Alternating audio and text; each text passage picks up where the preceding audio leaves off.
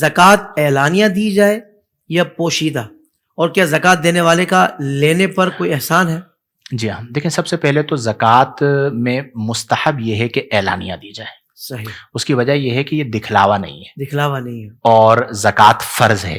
تو جیسے آپ جماعت کے ساتھ نماز پڑھتے ہیں تو آپ کوئی کہے کہ بھئی جماعت کے ساتھ کیوں پڑھ رہے ہو، گھر کے کمرے کے اندر چھپ کے پڑھو، تو اس میں ریاکاری نہیں ہے. وہ ایک ایسی چیز ہے کہ جو ذمے پر فرض ہے اور سب کے سامنے ادا کی جا رہی ہے. جی. تو اسی طرح زکوٰۃ بھی فرض ہے، تو اعلانیہ دی جائے تاکہ لوگوں کو ترغیب بھی ہو اور وہ بدگمانی بھی نہ کریں کہ پتہ نہیں یہ اتنا ملٹی بلینر آدمی ہے، اس نے زکوٰۃ دی ہے یا نہیں دی ہے. تو اس کو ترغیب بھی ملے گی اور بدگمانی بھی ختم ہوگی. اس کو اللہ نے مال دیا ہے تو اس نے زکوٰۃ بھی ادا کر دی ہے. البتہ بعض اوقات ایسا ہوتا ہے کہ جیسے کسی کی توجہ نہیں ہوتی اور یہ اندیشہ ہوتا ہے کہ اگر میں اعلانیہ طور پر یہ بتا کے دوں گا کہ اس سال میں نے 50 لاکھ روپے زکوٰۃ دی ہے تو ریاکاری پیدا ہوگی، بڑی اماؤنٹ ہے. تو اگر اس کا اندیشہ ہو تو پھر اعلان نہیں کرنا چاہیے. بہت اچھا. بس زکوٰۃ ادا کر دی، کوئی پوچھے تو بتا دے الحمدللہ زکوٰۃ دے دی ہے. یہ بھی ہمارے یہاں ایک بیماری ہوتی ہے کہ جب بڑی اماؤنٹ آ جاتی ہے نا، اس سال تو میں نے 50 لاکھ روپے دیے ہیں زکوٰۃ، اس سال تو میری زکوٰۃ جو ہے وہ 2 کروڑ روپے نکلی ہے. اور بتانے کا کہا گیا، بتا کے دو. جی ہاں، تو اور بتانے کا کہا گیا ہے. جو اپنے لیے راستے نکالتے ہیں تو وہ پھر اپنے دل کو مطمئن کرنے کے لیے ریاکاری میں مبتلا ہو جاتے ہیں.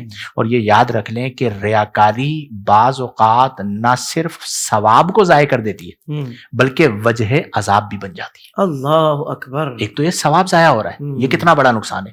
دوسرا یہ ہے کہ وہ ریاکاری سبب عذاب بن گئی تو آخرت بھی برباد ہو جائے گی. تو اس لیے اصل تو یہ ہے کہ اعلانیہ طور پر دے دی جائے، لیکن اگر ریاکاری کا اندیشہ ہو، بڑی اماؤنٹ ہو، تو پھر اماؤنٹ نہ بتائی جائے. کوئی پوچھے تو الحمدللہ زکوٰۃ اللہ نے مال دیا تھا، اس کی زکوٰۃ ادا کر دی ہے. یہ بہترین طریقہ ہے. واہ واہ واہ واہ. بلکہ مفتی صاحب کی بات سے مجھے یہ بھی اندازہ ہوا کہ کوئی بھی کار خیر ہو تو بندہ ایک مرتبہ دل پہ غور کر لے کہ بھائی آخر وہ اس کے کرنے کی وجہ کیا، یعنی کس مقصد کے حصول کے لیے کر رہا ہے.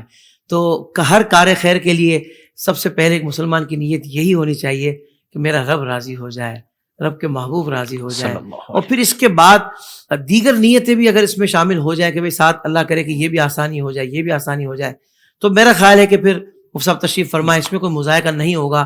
لیکن اصل جو نیت ہو وہ یہی ہو کہ اللہ اس کے رسول کی رضا کے لیے میں اس کار خیر کو کر رہا ہوں. مفتی صاحب ایسا ہی ہے نا؟ بالکل ایسا ہی ہے. خلوص جو ہے نا وہ اصل ہے. واہ واہ واہ. میں اکثر یوں کہہ دیتا ہوں کہ 2 لفظ ہیں، ایک ہے خلوص، ایک ہے فلوس. ہاں. تو ہم نے صاحبان خلوص بننا ہے.